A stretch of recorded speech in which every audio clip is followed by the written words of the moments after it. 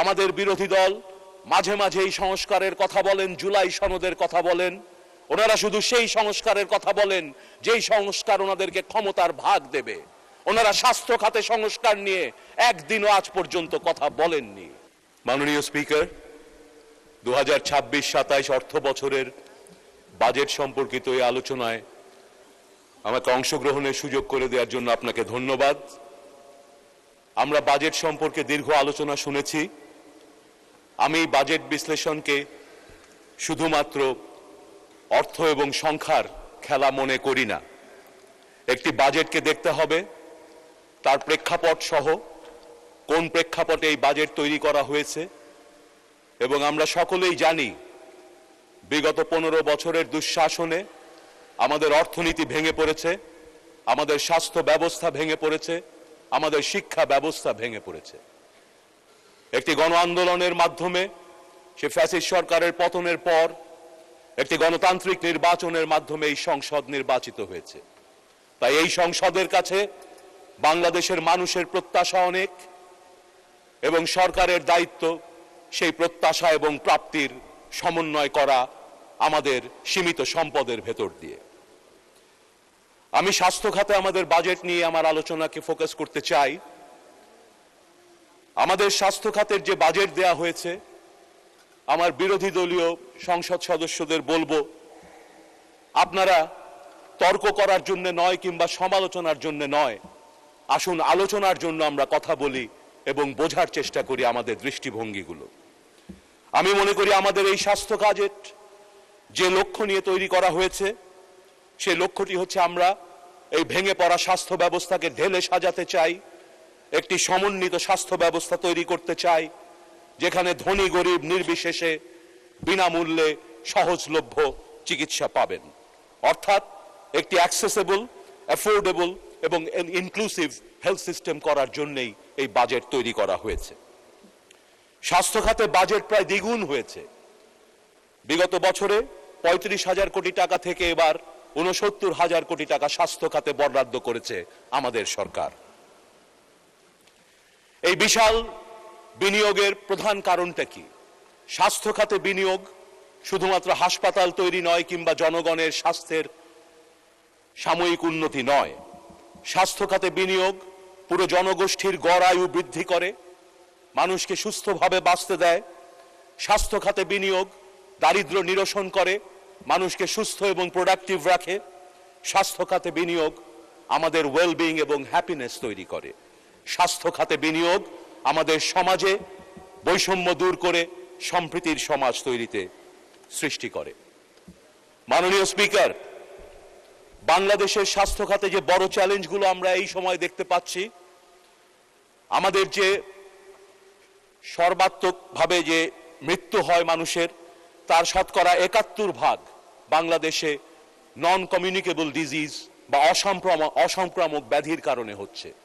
অর্থাৎ diabetes, hypertension, এই ধরনের দীর্ঘমেয়াদী রোগ, কিডনির রোগ, এই সমস্ত কারণে মানুষ মারা যাচ্ছে। বাংলাদেশে এবং বিশ্বের বর্তমান বাস্তবতায় স্বাস্থ্য খাতে আরেকটি বড় চ্যালেঞ্জ হচ্ছে অতিমারী এবং মহামারীর শঙ্কা। একই সাথে আরবানাইজেশন, নগরায়ন, দ্রুত গতিতে মানুষ গ্রাম থেকে নগরে চলে আসছে এবং সেখানে একটি দরিদ্র জনগোষ্ঠী হিসেবে তাদের জীবন যাপন করতে হচ্ছে। প্রযুক্তির উৎকর্ষের সঙ্গে সঙ্গে স্বাস্থ্য খাতেও প্রযুক্তির ব্যবহারের যে সুযোগ আছে, সেই সুযোগগুলোকে আমাদের কাজে লাগাতে হবে। আধুনিক প্রযুক্তির মাধ্যমে স্বাস্থ্য খাত এবং চিকিৎসাকে আরো বেশি কার্যকর করে তুলতে হবে। একই সাথে বাংলাদেশে প্রধান একটি সমস্যা, চিকিৎসার খরচ বৃদ্ধি পেয়েছে এবং তার চেয়েও ভয়ঙ্কর ব্যাপার হচ্ছে এই খরচের শতকরা 79% আউট অফ পকেট এক্সপেন্ডিচার, অর্থাৎ রোগীর পকেট থেকে টাকা দিয়ে তাকে চিকিৎসা নিতে হয়। এই একই সংখ্যাটি থাইল্যান্ডে মাত্র শতকরা 10% এবং মালদ্বীপসে মাত্র 18% আমাদের দেশের মানুষকে 80% পকেট থেকে টাকা দিয়ে চিকিৎসা নিতে হয়। তাই এই বাজেটকে দেখতে হবে এমন একটি বাজেট, যে বাজেটে অপরিকল্পিতভাবে এখানে সেখানে বিল্ডিং আর হাসপাতাল তৈরি করার কোনো পরিকল্পনা নেই। এই বাজেট আমাদের বিরোধী দল মাঝে মাঝে এই সংস্কারের কথা বলেন, জুলাই সনদের কথা বলেন। ওনারা শুধু সেই সংস্কারের কথা বলেন যেই সংস্কার ওনাদেরকে ক্ষমতার ভাগ দেবে। ওনারা স্বাস্থ্য খাতে সংস্কার নিয়ে একদিনও আজ পর্যন্ত কথা বলেননি। একটি স্বাস্থ্য সংস্কার কমিশন হয়েছিল, তারা অনেক কিছু চিন্তা ভাবনা করে অনেক কিছু লিখে দিয়েছে। আমি খুশি হতাম আমাদের বিরোধী দল যদি সেই স্বাস্থ্য খাত সংস্কার কমিশনের রিপোর্ট নিয়ে আমাদের এখানে কথা বলতেন। আমরা চাই স্বাস্থ্য খাতকে পুনর্গঠন করতে, সংস্কার করতে। স্বাস্থ্য খাতে ভৌত কাঠামোর সংস্কার দরকার, প্রতিটা বিল্ডিং ভেঙে পড়েছে। মানব সম্পদের সংস্কার প্রয়োজন, চিকিৎসা পদ্ধতি সহ হেলথ ম্যানেজমেন্টের ইমপ্রুভমেন্ট দরকার, ডিসেন্ট্রালাইজেশন দরকার এবং কেনাকাটার ক্ষেত্রে ট্রান্সপারেন্সি এবং অ্যাকাউন্টেবিলিটি দরকার। আমরা এমন স্বাস্থ্য ব্যবস্থা গড়ে তুলব যেখানে নগর এবং গ্রামের মানুষ একই ধরনের স্বাস্থ্য পাবে। আমরা এমন স্বাস্থ্য ব্যবস্থা গড়ে তুলব যে স্বাস্থ্য ব্যবস্থার ভিত্তি হবে আমাদের প্রাথমিক স্বাস্থ্য সেবা। এবারের বাজেট যেমন 100% বৃদ্ধি পেয়েছে, পাশাপাশি আমাদের চ্যালেঞ্জগুলোও রয়েছে। আমরা জোর দেব রোগ প্রতিরোধে, রোগের চিকিৎসার চেয়ে রোগ হওয়ার আগেই আমরা সেটাকে থামানোর চেষ্টা করব। আমরা একটি রেফারেল নেটওয়ার্ক গড়ে তুলব। আপনারা সকলেই বলেন দেশের মেডিকেল কলেজ হাসপাতাল, সদর হাসপাতাল, বড় বড় হাসপাতালগুলো ঢাকায় বারান্দায় রোগী থাকে, 500 রোগীর হাসপাতালে 2000 রোগীকে চিকিৎসা দিতে হয়। এই যে ঢাকার বড় হাসপাতালে যে ভিড়টি দেখছেন, এই সমস্যার সমাধান ঢাকার ওই হাসপাতালে পাবেন না। এই সমস্যার সমাধান যদি আমরা জেলা হাসপাতালগুলোকে পূর্ণাঙ্গ সব সুবিধা দিয়ে তৈরি করতে পারি, মানুষ তাহলে জেলার ভেতরেই তার চিকিৎসাগুলো পাবে।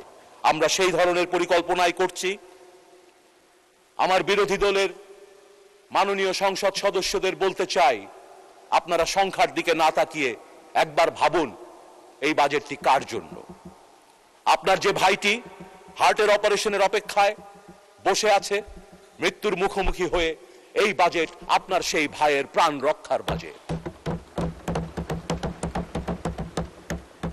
মাননীয় স্পিকার, আমাদের মা, খালা, চাচারা, বৃদ্ধ মানুষেরা 5 লক্ষের অধিক ছানি রোগের কারণে অন্ধত্ব বরণ করে বসে আছেন। এই বাজেট তাদেরকে সশ্রয়ে ছানি অপারেশন করে পুনরায় দৃষ্টি ফিরে পাওয়ার বাজেট। আমাদের যে আত্মীয়রা জমি জমা বিক্রি করতে হয় ক্যান্সারের চিকিৎসার জন্য, ঢাকায় এসে বারান্দায় ঘুমাতে হয়, এই বাজেটে আমরা ক্যান্সার চিকিৎসার ব্যবস্থার উপর জোর দিয়েছি। আমাদের সেই ভাই বোনদের জীবন এবং জমি রক্ষার বাজেট। আর বেশি সময় নেই, আমি শেষ করার আগে দুটো কথা বলতে চাই আমার এলাকার মানুষকে নিয়ে। আমার এলাকা সিরাজগঞ্জ 6 শাহজাদপুর, এখানে নদী ভাঙন এলাকা, চর অঞ্চল। মাননীয় স্পিকার, আমি দাবি জানাবো দেশের বিভিন্ন জায়গায় যে চর অঞ্চলগুলো আছে তাদের জীবন জীবিকার উন্নয়নের জন্য একটি চর উন্নয়ন ফাউন্ডেশন গড়ে তোলা প্রয়োজন। আমার এলাকায় সনাতনী ইউনিয়নে চর অঞ্চলের মানুষ অত্যন্ত দুঃখে কষ্টে আছে। 4টি ইউনিয়ন নদী ভাঙনের সম্মুখীন, খুকনি, জালালপুর, সনাতনী এবং